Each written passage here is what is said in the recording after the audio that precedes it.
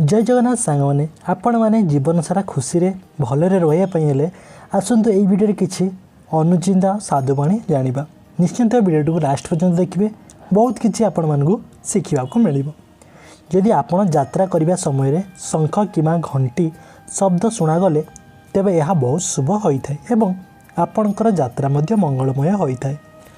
प्रतिदिन मथारे सिंदूर लगाइला बेले जोड़ी होइतिबा ठाकुर किंबा जेमितिक शिव पार्वती नाम स्मरण करी सिंदूर लगांतु। यह द्वारा स्वामी एवं स्त्री मध्य विश्वास भल पाइबा एवं संपर्क मजबूत रही है।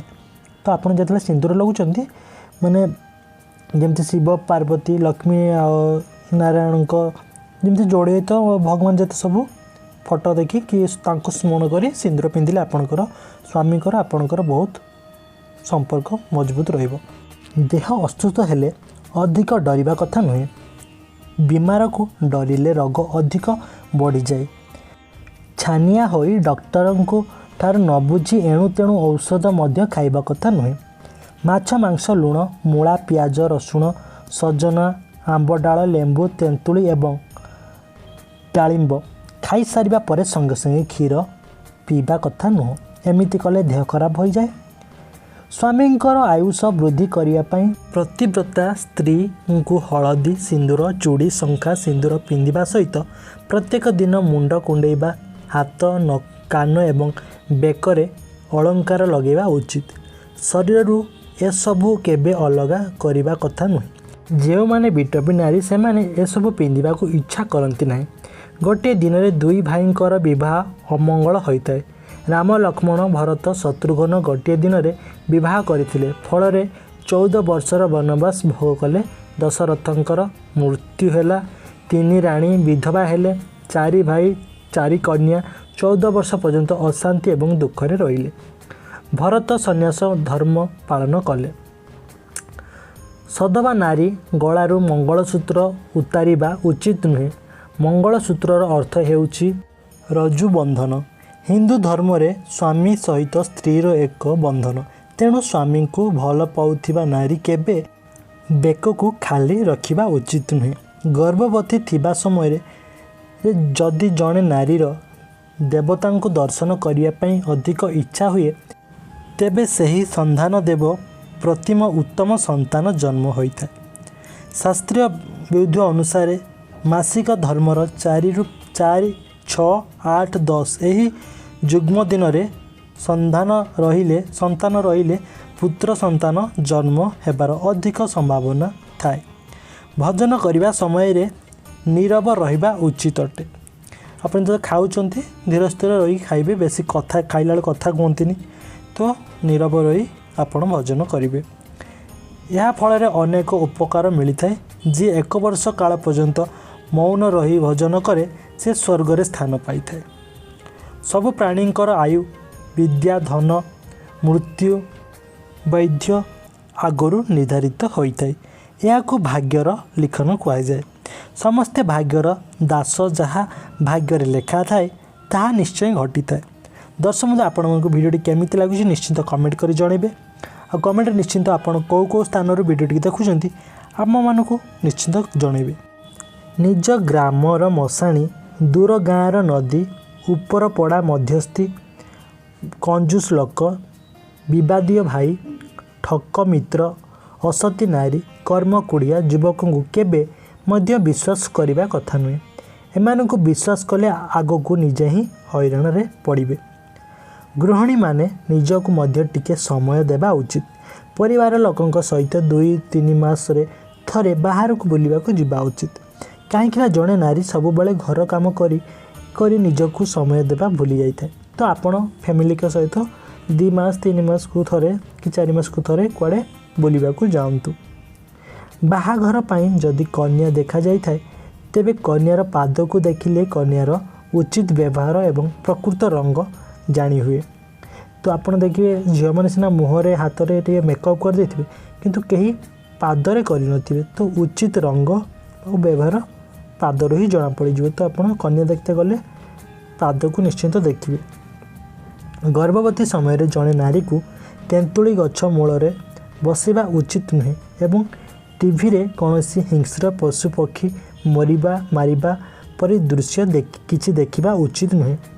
यह द्वारा शिशु उपरे खराब प्रभाव पड़ी थाए।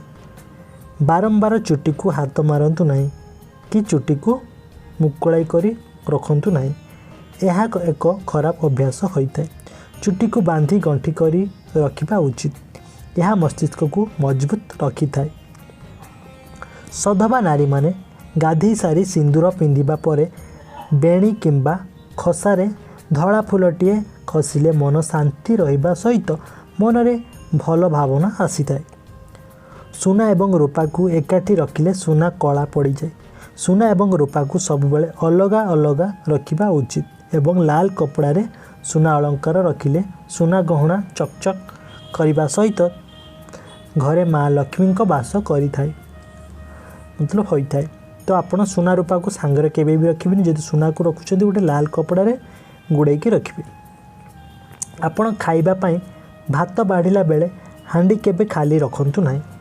सेथिरे किछि भात छाड़ी दियंतु यह द्वारा माँ लक्ष्मी असंतुष्ट होइथांती। जदि आपण जदि किछि भी भात दिल बाड़ुछ पूरा हांडी सफा कर देछन्ती तो माँ लक्ष्मी असंतुष्ट होइथांती। तो किछि ना किछि भात सेथिरे रखिदेबे।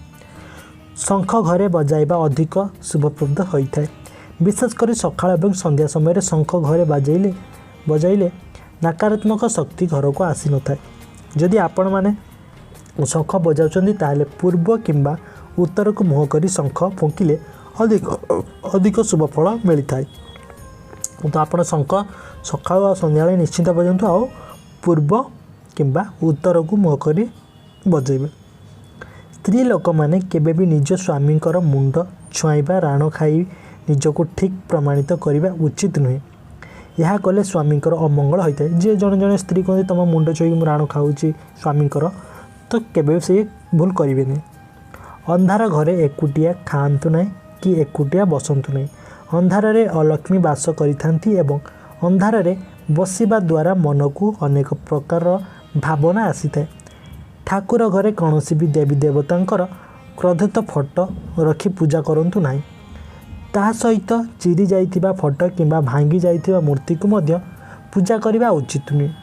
जो फोटो चिरी जाइछि कि मूर्ति भी रखुछन यदि मूर्ति टी भांगी जाइछि तो से गुडा को जमार पूजा करबे ना। से गुडा को कोठी नदी रे भसई देबे।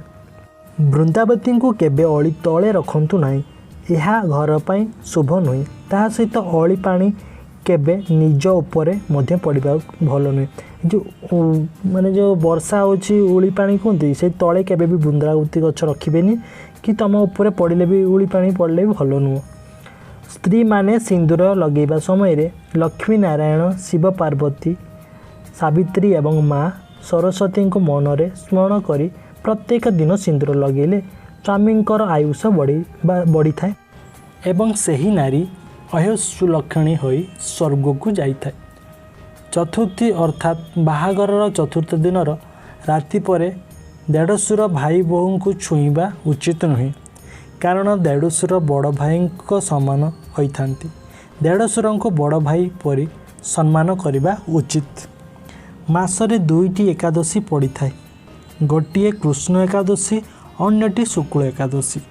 जो मैंने यही दिन एकादशी व्रत रखी विष्णु को कर्पूर आरती करी थांती सेमानंकर केबे अकाल मृत्यु होई न थाए। तो मासरे दुईटा एकादशी पड़ी थाए।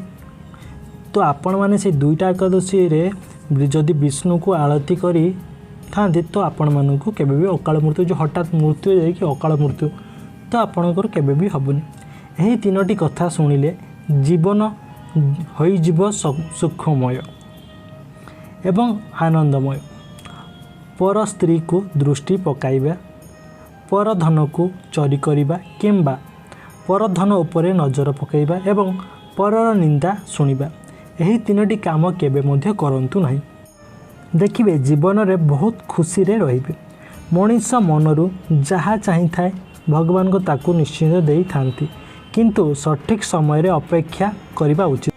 किंतु सही भावना रे जेमिति कहार अमंगल न हुए सेमिति भावंतु। भगवानंकर उपरे विश्वास रखंतु ताहा निश्चय पूर्ण हेब।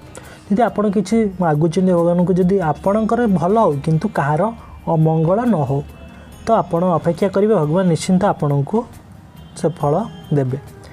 घरर कबाट झरका खाली खोलिबा बंद करिबा समय जदि शब्द करे ताहले सेई घरे सब बेले कली झगड़ा लगी रही है। एमिति कर्कश शब्द न हेबा पई झरका किंबा कबाटर तेल पकाई दियंतु। जो माने घरर द्वार बंध सामने स्वस्तिक चिन्ह लगाती सेमानंकर घरे सब बेले सुखी शांति बजाय रही है, सुख शांति बजाय रही है। एवं स्वस्तिक चिन्ह घरर डाहाण पटरे लगेले मतलब आपण लगेले शुभ होता है। आपण जदि घरर जो द्वार बंधरे कि कबाटर लगाउछंती स्वस्तिक चिन्ह करूछंती तो डाहाण पटे घरर डाहाण पटरे लगेबे। दर्शक आपण भिडियो कौटी देखछंती निश्चित कमेंट करी जणेबे। जो माने प्रत्येक दिन गायत्री मंत्र 3 थर पढ़ी थांती सेही घरे खराब शक्ति रुहे नाही। मंत्र मध्य श्रेष्ठ मंत्र हेउछि गायत्री मंत्र। यही मंत्र को निश्चय समस्ते घरे पढ़ंतु। तो आपण जदि आपण घरे गायत्री मंत्र पढ़ुचंती तो आपण घरे किछि असुविधा हेबनी, किछि खराब शक्ति रहिबेनी। तो निश्चिंत आपण माने पढ़ंतु। आपण माने को स्थान आम भिडियो को देखुचंती निश्चित गोटे कमेंट करी जणेबे तो आम जापर आम भिडियो को स्थान जाई पहुँची पारुछि। तो आमको आहरी मोटिवेशन मिलिबो जे आम आपण भल भल एमतीका वीडियो बनैया। शेष पर्यंत वीडियोटी देखिथिबारु आपण माननकु अशेष अशेष धन्यवाद। वीडियोटी किपरि लागिला कमेंट करी जणांतु। हाँ मो चैनल को सब्सक्राइब करने को आदौ भी भूलु ना। जदि आपण एमती आहरी वीडियो देखा चाहते आम यूट्यूब चैनल को सब्सक्राइब करी बेल आइकन को ऑन करदे। जय जगन्नाथ।